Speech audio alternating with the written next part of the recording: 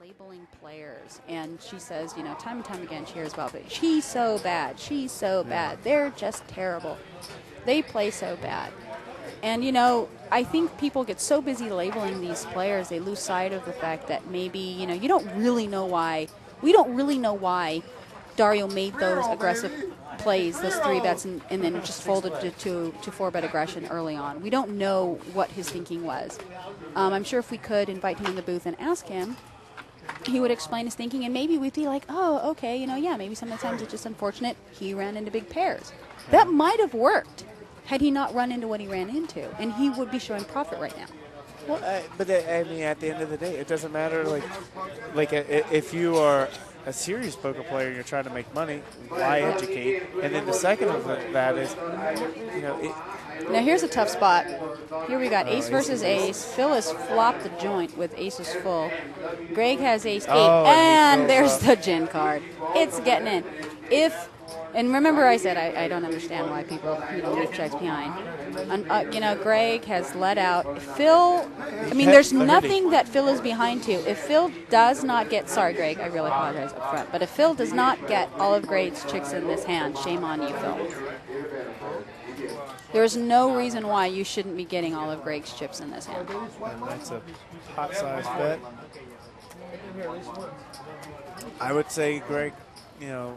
Yeah, Greg's got to be together, and Greg was hoping. I've been in Greg's spot. 8, 8, 8, 8. And when he gets it, oh, but see, look at this. Greg's a smart guy. He's thinking, dang it, what are you re-raising with? Now, is this Hollywood, or is Greg really suspecting that he's behind ace 9? I'm very interesting. I'd love to ask Greg, what are you thinking right now? Well, it could be both. Wow. Will he fold this hand? Well, he's definitely not folding. But the question is whether or not he raises. And no, he might just call. No, that's what I said. It's definitely not folding. The question is whether he raises. Because calling is certainly viable, you know. But you realize now he'd really, if again, me and my shove, if Phil had just shoved, would Greg be folding? I mean, because he would shove with ace queen, he'd be shoving with, but does he have to specifically have ace 9? You know what I mean? I think actually he's just trying to sell it, and he's going to pop it.